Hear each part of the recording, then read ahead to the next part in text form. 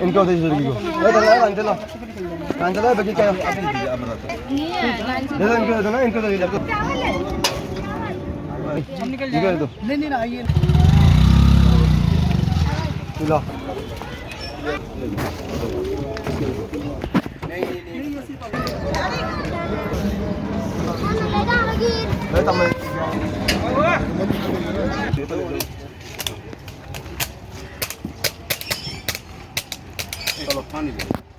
अस्सलाम वालेकुम रहमतुल्लाह। नेमत खाना प्रोजेक्ट शुरू हुआ है जिसका मकसद मुस्लिम ख़वातीन को एम्पावर करना है, रोज़गार देना है। उसके अलावा जो मोहताज है, ज़रूरतमंद है, उन्हें इफ्तार कराना मकसद है। तो नेमत खाना प्रोजेक्ट को मिलत टाइम्स का सपोर्ट हासिल है। रोज़ाना 100 पैकेट तकसीम करने का मनसूबा बनाया गया है। एक पैकेट की कीमत 95 रुपये आती है। पहले दिन 100 पैकेट आज हम लोग तकसीम कर रहे हैं और आगाज़ हम लोग कर रहे हैं।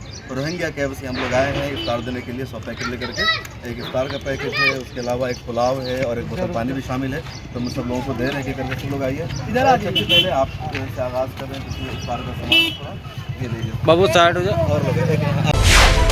मिलत टाइम्स को आपकी ज़रूरत है, हमारी आप माली मदद करें।